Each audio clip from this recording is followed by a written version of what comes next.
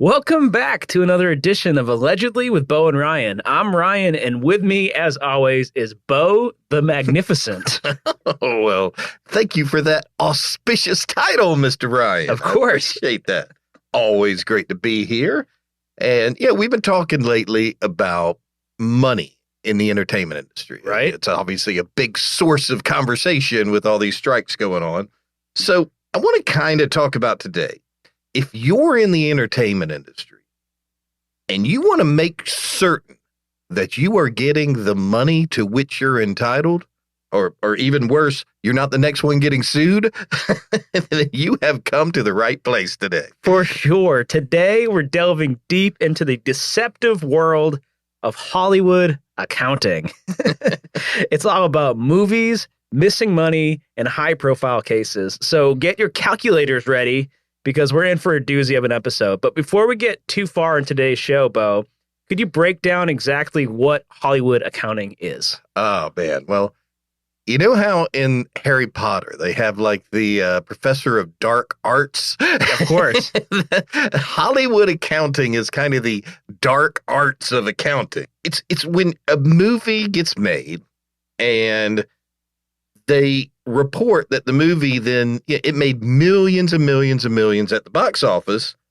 But technically, according to Hollywood accounting, that movie didn't make a single penny.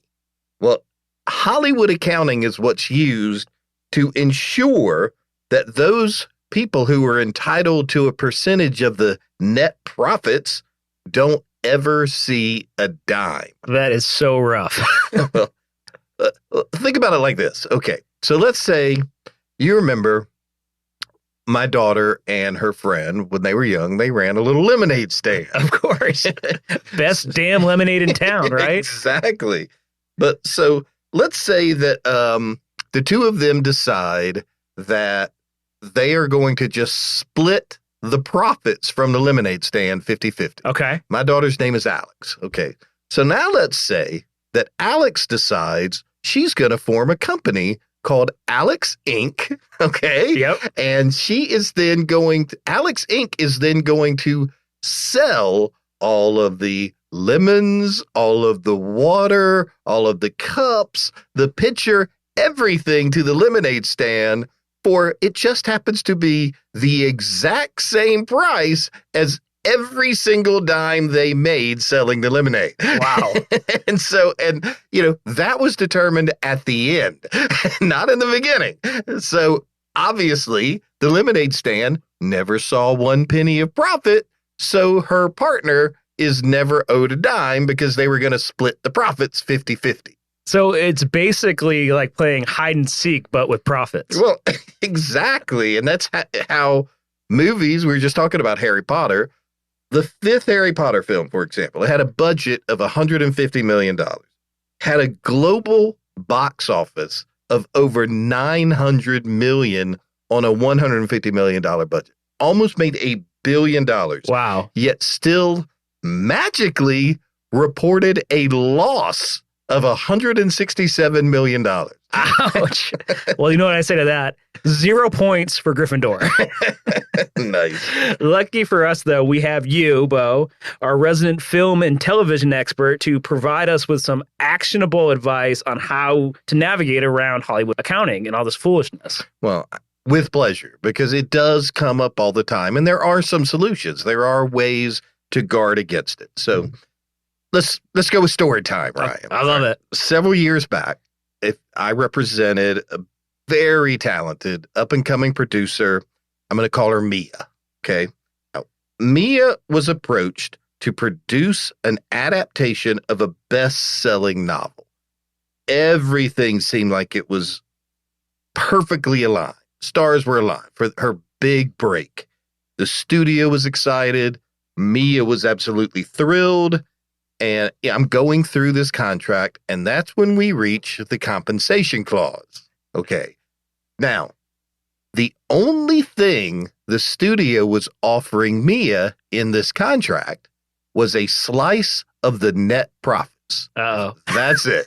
Now, it sounds enticing on the surface, especially when you're a novice and you've got you truly believe in this project and you think it's going to make millions and millions.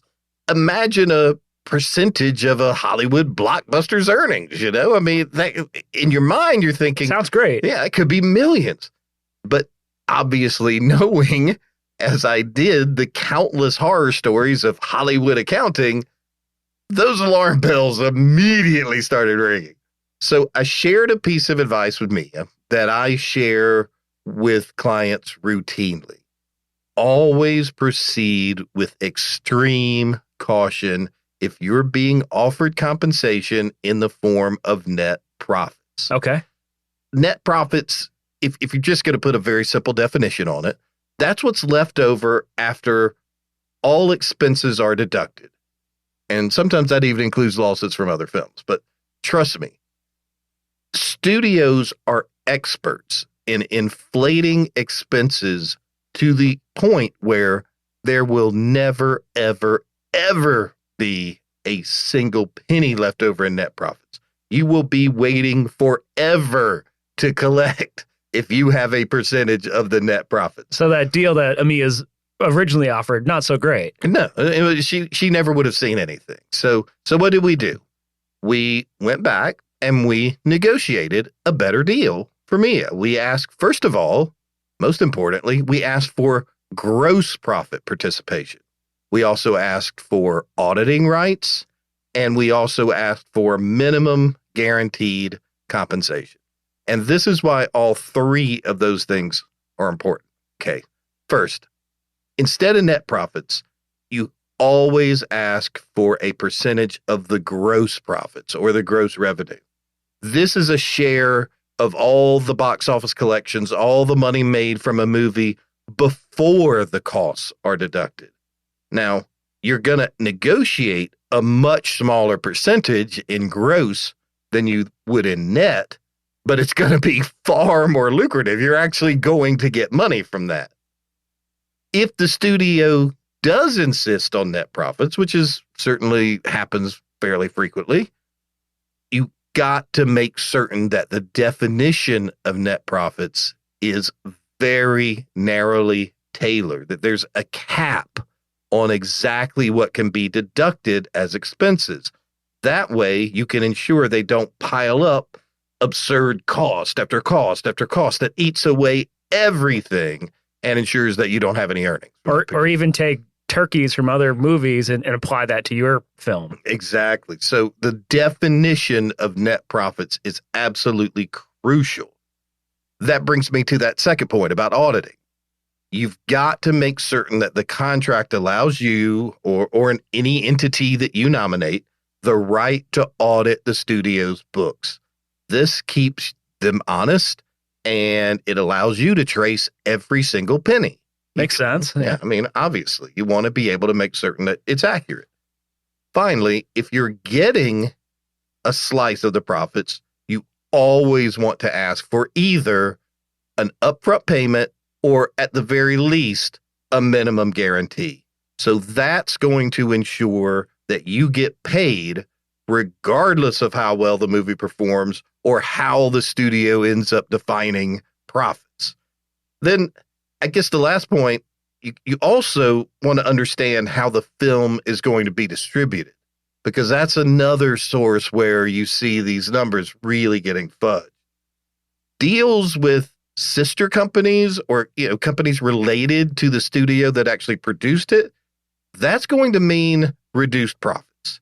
So you want to ensure that the studio can't undersell the distribution rights to a related company, because only the studio benefits in that arrangement, not the actors, anyone else that's engaged in profit participation. Gotcha. So going back to Mia, well, we negotiated ultimately a blend of a decent upfront payment and a small percentage of the gross revenues as opposed to net.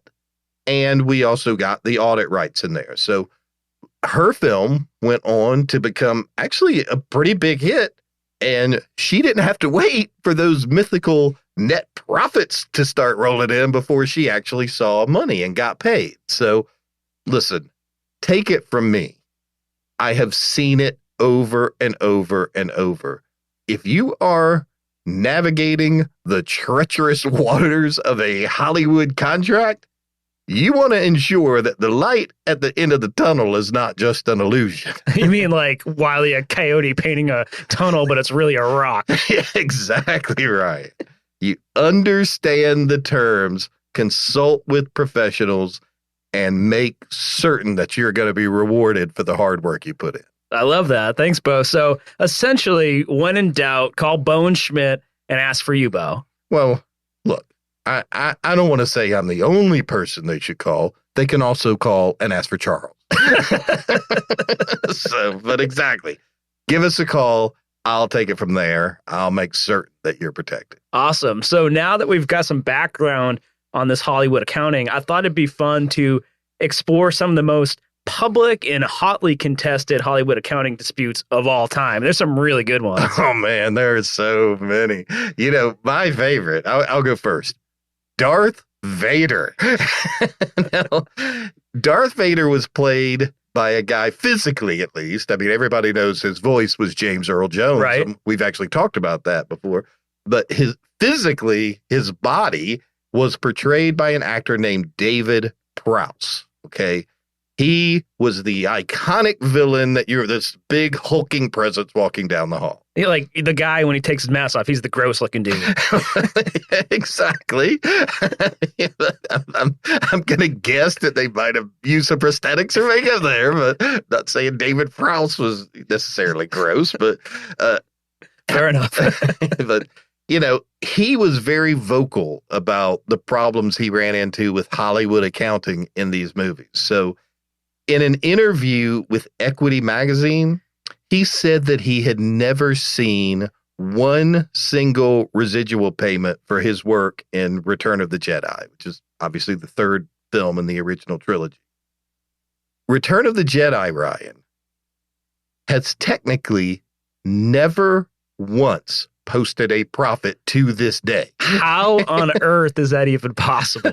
I mean, the notion that Return of the Jedi was not a profitable film seems outrageous, considering that the film, way back when it was released, grossed more than $500 million worldwide, which adjusted for inflation would be about $1.4 billion today. Wow.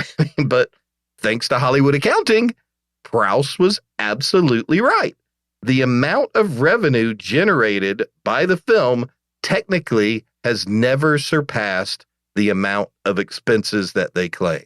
So in that article is great. Prowse gave this advice to young actors. He said, there's a big difference in having a share of gross profits and having a share of the net profit. It is a huge difference, all in that one word. Sometimes with the net profit, with all the expenses and so on, it really seems you end up paying them. Wow. So, now, granted, that interview was given in 2009, but that was still 26 years after the film was released, and still the film has not broke even. So, you know, it's just going to get worse in the streaming age because now no one's seeing residuals at all, basically. No kidding. I mean, we've been talking about how we are in the most depressing time that has ever existed for actor residuals. And we hope that the strike will result in some meaningful pay raises. But I think the heyday of these big payouts may be behind us. Yeah, well, let's hope not. But I mean, that's one of the reasons they're out there right now with the signs. For sure. Well, I've got one. So back in 2002, Marvel Studios wasn't quite the media giant they are today.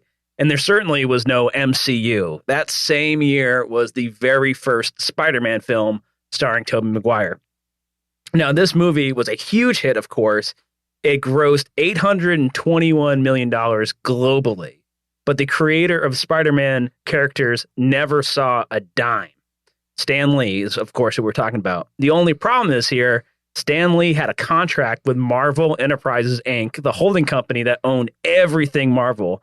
And under that contract, he was entitled to a profit participation equal to 10% of all profits from any live action or animated television or film project utilizing Marvel characters. including ancillary rights such as merchandising. So a pretty sweet deal. I mean, it would sound like it on paper. Well, here's the problem. The term profits was not defined at all in this contract. If the listeners could see me, I am legitimately facepalming. I don't understand with that much money at play, but predictably, Marvel claimed that the use of the word profits was intended to mean net profits. And since the film had not yet turned a profit, thanks to Hollywood accounting, Lee wasn't owed anything. Well, Lee filed suit, and the argued that the word profit, of course, meant gross profits. The court agreed with him and ultimately awarded him $10 million in damages. Well, I'm going to tell you, honestly, it sounds like Stan Lee got really lucky there, because that just as easily could have gone the other way. For sure. I mean, with that much money at stake, listen, it is insane that not a single one of those lawyers on either side caught the fact that profits was not defined or clarified. They made mistake number one. They did not hire us. I like it. All right, let me give you another one. Have you ever heard of Art Buchwald? That name sounds super familiar, but I can't point it. Well, he's a writer, and he wrote a treatment, and he pitched it to Paramount. Now, a film treatment, if you don't know, that's just a summary of a film or a television show that a writer will use in order to sell a project prior to writing the full script. Okay. Now, the treatment that Art Buchwald presented to Paramount, it told the story of a king from a foreign land who visits the United States to find a wife. Now, Paramount was intrigued. They entered into a contract with Buchwald, which essentially promised that if Paramount made a movie based on that treatment, that Buchwald would receive 1.5% of the net profits. Okay. Well, you could probably see where this is going. Not too much later, Paramount released Coming to America, starring Eddie Murphy, a film with a story identical to Buchwald's treatment. Yeah, sounds like it. But the studio claimed, sorry, Art, Eddie Murphy wrote Coming to America, thus you're not entitled to anything. Man. So Buchwald consulted an attorney. They sent Paramount. This is one of my favorite parts of the story, okay? The attorney did the right thing. A lot of times, as lawyers, we know you don't have to go out of the gate just guns blazing. A lot of times you can reach out to the other side. You could say, look, we've got this dispute. We'd like to work it out before having to, go to court and have all these expenses of litigation, all these fights. Let's just try to nip it in the bud. Let's work it out early. Right. So that's what Buchwald's lawyer did here. They sent Paramount a copy of the complaint before it was filed, said, look, we don't want to file this. Let's just enter into settlement discussions. Well, Paramount, to say the least, was unaffected and unimpressed. So, you know what they did? What they do? So, upon receiving the complaint, one of the Paramount executives allegedly sent Buchwald a bottle of champagne and a tape of a song from the musical Guys and Dolls called Sue Me.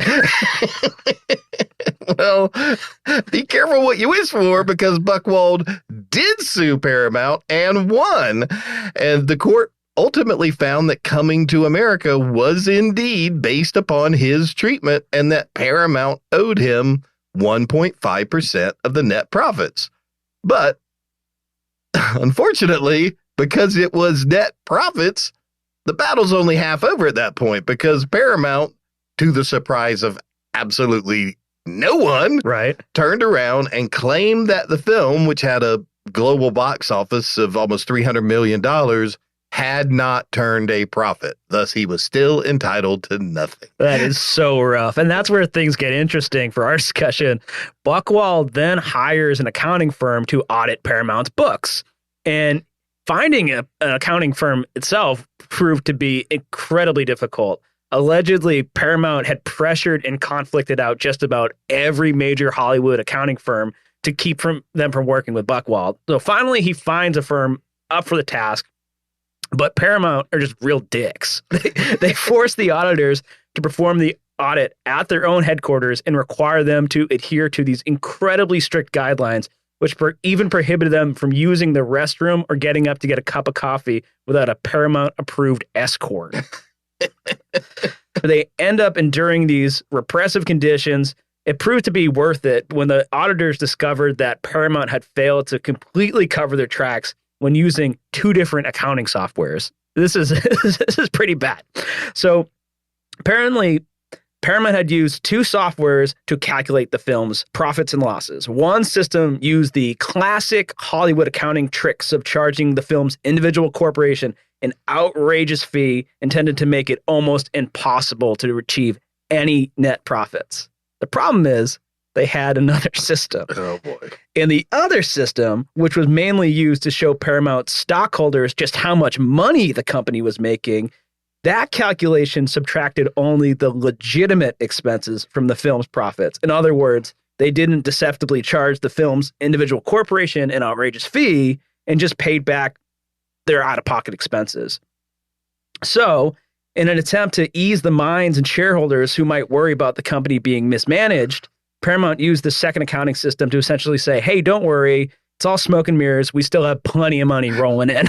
Oh, boy, I cannot see this ending well. No. So Buchwald's lawyers loved this. They took the auditor's findings to court. The judge expressed extreme distaste for Paramount's deceptive accounting practices, but he only awarded Buchwald a little more than $150,000. Yikes. And I highly doubt that even came close to covering his legal fees. Absolutely not. I mean, that just sucks. But that's the so-called classic Hollywood accounting. But, lately, as we've been keeping an eye on this, there's kind of been an evolution of this that makes it even worse. Look, we're entertainment lawyers. We see more and more lately of what's known in the industry as sweetheart deals. Basically, studios cutting deals with their own affiliates or subsidiaries to, let's just say, balance the books. It has such a cute name, but it's really fucked up. Now, think about it this way. Do you ever wonder why FX, for example, gets to play some huge Marvel or Star Wars movies on TV that are just a few years old? Well, it's because FX is owned by Disney, and they happen to then get the distribution deal. And so they pay close to nothing for the rights to air them on television. Peter Jackson, who obviously famous director, Lord of the Rings, he had a huge run-in with this situation when in the Lord of the Rings trilogy. He received far less money than he anticipated when he directed Fellowship of the Ring. So he sued New Line Cinema, claiming that they undervalued the distribution rights by prioritizing internal bids over open bidding. So basically, according to Jackson, they were keeping it all in the family. Not getting that fair market value, what it would have been. Right, exactly. So the reason that was crucial, of course, is that Jackson, per his contract, was entitled to a percentage of the sales price of the ancillary rights or the distribution rights. And so he claimed that this use of this closed bidding permitted New Line to sell those rights for far less than their fair market value. And he also claimed that doing it this way incentivized them to accept a lower price, and they didn't really lose out on anything because all those rights basically remained with themselves, their own family. Makes sense. Now, if they had accepted bids from non-affiliated entities, Jackson, alleged in his complaint, they would have received multiple competitive bids, which would have driven the price way up. Now, there's almost no question that would have been true. And again, we're seeing that constantly now. These production companies selling the distribution, not to themselves, but to companies for which they are affiliated or as a subsidiary of the production company. And it's therefore far less in value than you would see out on the open market. Yikes. Well, ultimately, Peter Jackson's lawsuit proceeds to court. So luckily, he had made certain that he had one of those audit provisions in his contract that we were discussing earlier. So, and he exercised that audit provision and demanded to audit New Line's books. So New Line, to the surprise again of no one, was a little reluctant to allow Peter Jackson to review their books.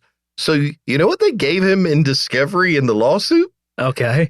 They say, okay, here's all our accounting records. And they bring in one half full box of documents and said, this contains 100% of all the communications and documents from profit participants and any audits on any New Line property, film, television, soundtracks, or video games. This is everything. Of one of the biggest movies of the year. Yeah. Well, but the thing is, it wasn't just that movie. They said this was their audits for everything they had ever done, all in one half of one banker's box. How efficient are they? Wow. I mean, we literally have more paperwork on, the simplest contract we do, basically. And I mean, it was just absurd.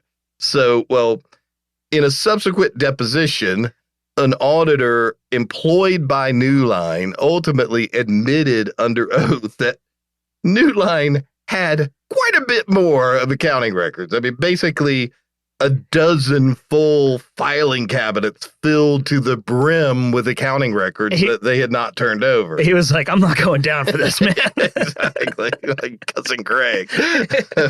So Jackson took this evidence to the judge, sanctioned New Line to the tune of, I think it was $125,000, ordered the studio to produce all third-party audits as well as any internal audits of Fellowship of the Ring.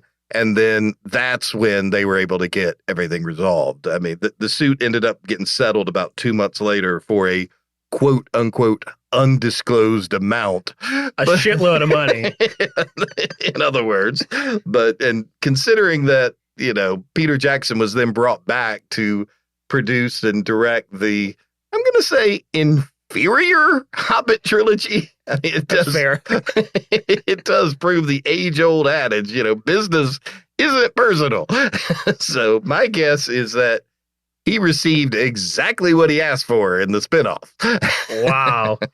I mean, Hollywood accounting isn't just about inflating those expenses. It's also about getting those deals, like you were saying. That really brings us to the most recent lawsuit on our list, and really the whole reason why we talked about this show to begin with. Oh yeah, this has been. If you go to some of the major, like the Hollywood Reporter, Variety, Deadline, this has been dominating recently, this lawsuit. Oh, yeah, this is a good one. So Walt Disney Company is currently facing challenges on multiple fronts. It's been a rough one for them, including labor issues with the strikes, significant losses from streaming. And amidst these challenges, Disney is now being sued by TSG Entertainment, one of its biggest financial partners. So TSG Entertainment is a film financing firm. It filed a lawsuit against Disney and its subsidiary, 20th Century Studios, which was previously 20th Century Fox. And the lawsuit accuses them of both a breach of contract and of self-dealing. So the whole lawsuit revolves around Disney allegedly creating these sweetheart deals to feature these TSG-backed movies on its streaming platforms such as Disney Plus and Hulu. So this move is really aimed at increasing subscriber numbers for these platforms and minimizing profits. So TSG claims that this meaningfully and significantly deprived them of some really substantial revenue. And when you want to think about the amount of money that TSG has supported these films, it claims that it's invested over $3.3 billion with the studios for more than 140 films on 20th Century Fox, including hits like Avatar, The Way of the Water, and The Banshees of Inisherin. So they had this revenue participation agreement with 20th Century Fox, which outlined that they would receive a portion of the certain film's revenue in return for co-financing of the production.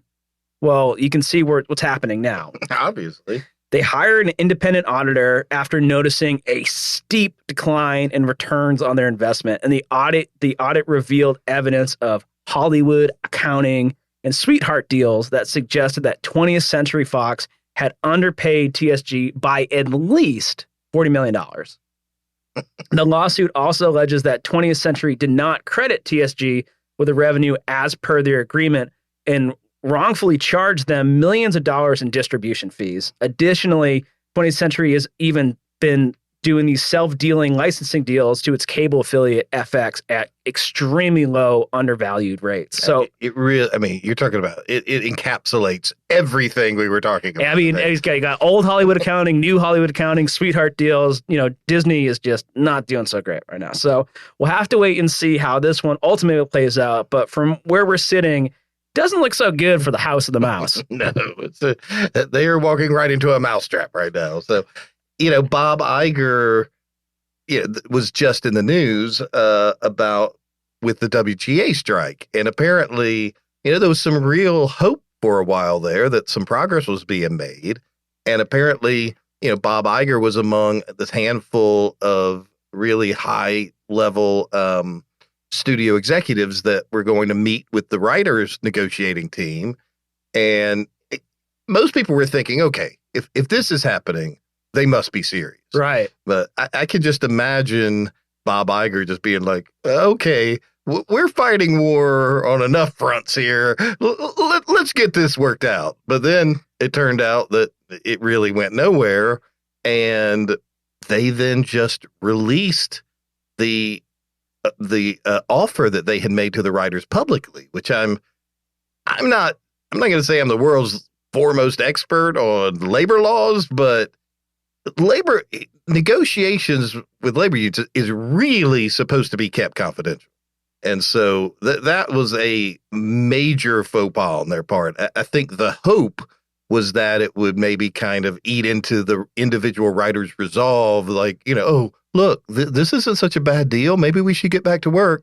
But it definitely had the opposite effect. It really infuriated a lot of people. So it, you know, Disney is having some issues right now. Oh, for sure. And I mean, it's kind of like the opposite of what, you know, SAG did, releasing their own deal points with the AMPTP. You know, they were doing it to kind of really galvanize their own base. I guess the AMPTP was releasing it like, look how good this deal is. And, you know, look, I'm still optimistic because the deal that was released did at least address pretty much all of the things that the writers were asking for. They just didn't address it enough, you know, and to their liking. But the fact that they were addressing them at all, I still am going to choose to think is a good sign. But it's going to take more. It's going to take not just saying we'll do a little, but it's going to take we'll do enough. So, you know, going back to the lawsuit with Disney, you're talking preemptive bidding, which is bullshit, non-exclusive licensing deal, very low licensing fees. These are all designed to make the studios a ton of money, but they stir up massive controversy. And they directly affect financially to the creatives who pour their heart and soul and blood and sweat and tears into every single project. I mean, these practices are designed to maximize the amount kept by the studios and minimize the amount paid out to the creative. So for all the entertainment professionals out there, the message is clear. Keep your eyes wide open. Know what you are signing, and always get a good lawyer on your team. Absolutely, Bo. And understanding the complexity of these contracts, the net profits versus gross profits, and staying updated with these evolving tactics can make all the difference in the world. You know, our aim in this podcast isn't to paint a grim picture of how messed up the entertainment industry is, but really to empower you to reach your fullest potential and be fairly compensated for your work. Absolutely. I mean, Hollywood may be the dream factory, but some of the accounting practices, they definitely qualify as nightmares. For sure. Well, that's our show for today. To continue to receive free edge of your seat legal anecdotes, please subscribe to our podcast and share with at least one friend. Thank you for tuning in to another edition of Allegedly with Bowen and Ryan. We'll catch you next time as we continue to explore the legal maze that is the entertainment industry.